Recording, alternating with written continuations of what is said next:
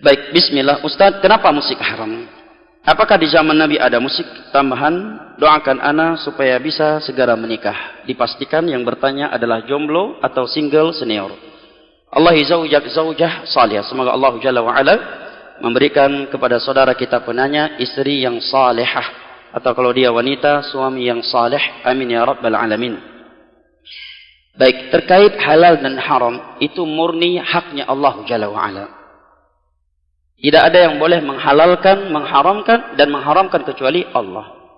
Nabi saja hanya menyampaikan hukum Allah. Dan ini yang pertama. Kenapa saya tekankan demikian? Karena sebagian orang ketika mendengar seorang ustadz membahas ini haram berdasarkan ayat dan hadis, langsung diklaim itu ustadz terlalu ekstrim, kurang rahmat, kurang hikmah, kurang memperhatikan perasaan umat. Dia kira agama ini seperti jual nasi. Ijak diraureng tang kurang mameh nembuh saka bacut dabuh saka bacut. Ijak diratuk nyo campli kurang nembuh campli Cina bacut dabuh campli Cina. Ijak diratuk nyo asam suntin tamah mendua ne te tamah dua te nyo agama kan mukat bu goreng. Kan kanduri. Bukan jualan. Agama sikap kita sami'na wa ata'na. Balighu anni walau ayat. Sampaikan seperti yang kalian ketahui dariku walaupun satu ayat. Sekalipun kita belum mengamalkannya, yang kemana-mana hukum Allah tiada tawar-menawar. Walaupun kita sendiri menyelisinya, kalau A tetap A, B tetap B, walaupun jenderal yang bertanya, walaupun presiden yang bertanya, walaupun khalifah yang bertanya, hukum Allah yang A tetap A, yang haram tetap haram, yang wajib tetap wajib. Tiada tawar-menawar terhadap hukum Allah. Dan Allah telah berfirman dalam surat Al-Ahzab, "Wa ma kana lil mu'minin wa la mu'minatin idza qadallahu wa rasuluhu amran ay yakuna lahumul khiyaratu min amrihim. Wa man ya'sillaha wa rasulahu faqad dhalla dhalalan mubina." Sungguh tidak pantas bagi seorang mukmin dan mukminah jika sudah ada suatu ketetapan dari Allah dan Rasulnya, dia memilih ketetapan lain, ketentuan lain. Dan barang siapa yang bermaksiat kepada Allah dan Rasulnya, maka sungguh dia telah sesat dengan kesesatan yang nyata. Allah juga berfirman, "Innama kana qaulal mu'minina idza du'u ila Allah wa rasulihi liyahkuma bainahum ay yaqulu sami'na wa ata'na wa ulaika humul muflihun." Sungguh ciri mukmin sejati itu adalah ketika dia diajak, diberitahukan hukum Allah dan Rasulnya, dia selalu berkata sami'na wa ata'na. Dua kalimat ini. Sami'na wa ata'na. Jangan kita ganti menjadi sami'na wa tapihna wa kenapana. Cukup sami'na wa ata'na. Jangan kita ganti menjadi sami'na wa pakanna. Wa ulaika humul muflihun. Mereka orang-orang yang akan sukses di dunia dan akhirat. Baik, terkait musik telah datang satu ayat, hadis Nabi, ucapan para sahabat, tabi'in, dan sepakat 4 mazhab. Anda mau masuk mazhab mana? Semua mazhab haram musik. Oh, kamu ya Syekh Syafi'i. Syafi'i lebih keruhlah masalah musik. Gitar, nyuka tobat, pecahkan, enggak boleh jual. Dan Imam Syafi'i. Adapun ayat, maka firman Allah dalam surah Luqman, "Wa minan nasi may yashtari lahwal hadithi liyudhilla an sabilillah." Di antara manusia ada yang memperjualbelikan, mempermainkan lahwal hadith, yang menjadi sebab manusia jauh dari jalan Allah. Abdullah bin Mas'ud bersumpah bahwa yang dimaksud dengan lahwal hadith adalah musik. Adapun hadith, maka hadith diriwayatkan oleh Abu Daud.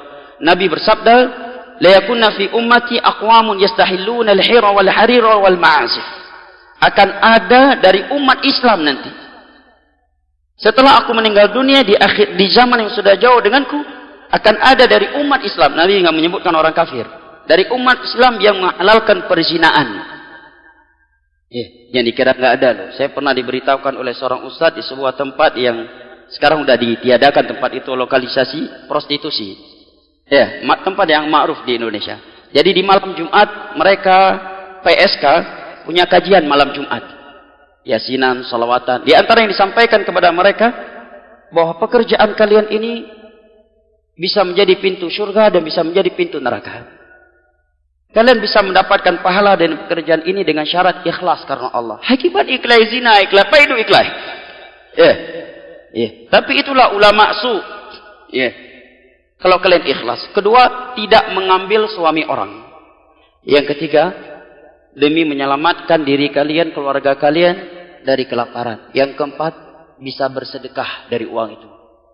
Mau orang tinggal si nyambut, kinang ayat dah nak tak ayat hadis si nyambut Kan tambah mantap dong. Yo baru ustaz paling hikmah yang paling mengetahui perasaan umat. Inilah ustaz pemersatu umat.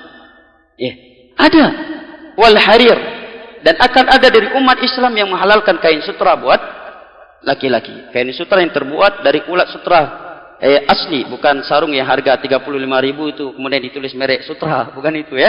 Baik.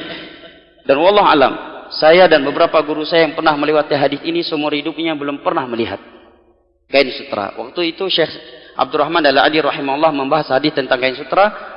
Beliau menyebutkan siapa yang pernah melihatnya. Maka ada seorang menjawab, saya pernah melihatnya di Rusia. Waktu itu kurang lebih 20 tahun sebelumnya ketika dia mengucapkannya. Ya. Ketika dia mengucapkan hal tersebut. Dia pernah melihat di Rusia yang terbuat dari asli ya, dari ulat sutra. Wallahu alam. Orang-orang tua kita, orang-orang kaya Banda Aceh pernah lihat kain sutra asli? Ada di Indonesia? Hah? Kain sutra asli dari ulat sutra, Pak. Pernah lihat, Pak? Pernah? Pernah, Pak? Berapa harganya? Itu kain yang luar biasa, ya. Tidak boleh dipakai oleh kaum laki-laki. Dan akan ada dari umat Islam yang akan menghalalkan musik, kata Nabi. Lah ustaz ini membolehkan kok musik? Ya, berarti ustaz tersebut masuk dalam berita Nabi tersebut. Dialah salah satu orang yang diberitakan oleh Nabi yang akan menghalalkan musik dari umatku. Para sahabat ijma'. Para tabi'in ijma', 4 mazhab sepakat haram musik. Hanabah dawali musiknya. Kalau belum bisa tinggalkan, istighfar, jangan mempermainkan hukum Allah. Istighfar kepada Allah, berdoa kepada Allah agar dibantu oleh Allah untuk meninggalkannya. Hukum Allah yang A tetap A walaupun kita belum bisa meninggalkannya. 4 mazhab sepakat haram.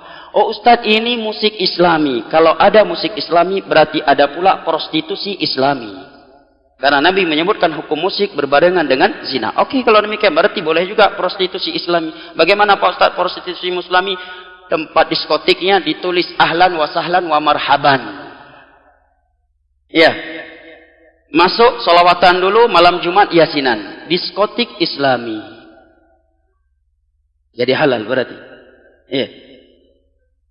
Dan kira-kira andai kata para sahabat bernyanyi di masa itu, Abu Bakar, kira-kira lagu apa yang akan beliau nyanyikan? Kasidah, dangdut, rock, jazz, ataukah yang lain? Kira-kira apa jamaah? Pasti bukan seperti lagu masa sekarang, pasti lagu-lagu yang bermanfaat, tapi diharamkan oleh Nabi. Dan tiada di antara mereka yang melakukannya. Apakah musik itu sudah ada di masa Nabi? Ada. Ada. Dan profesi menyanyi di masa Nabi adalah profesi yang sangat hina. Orang-orang merdeka tidak akan melakukannya. Jangankan manusia yang merdeka, budak sahaya saja tiada yang melakukannya kecuali budak sahaya yang wanita.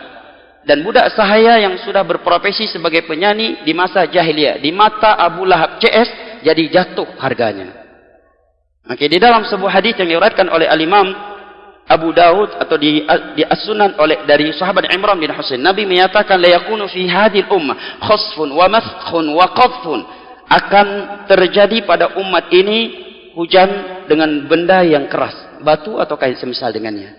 Akan terjadi di umatku nanti maskhun, perubahan bentuk, dirubah bentuknya oleh Allah. Wa qadfun wa khasfun, seringnya terjadi gempa bumi, tanah dimasukkan ke dalam secara tiba-tiba oleh Allah. Berdiri salah satu seorang sahabat Nabi berkata, "Mata dzalika ya Rasulullah?" Kira-kira kapan itu terjadi wahai Rasulullah?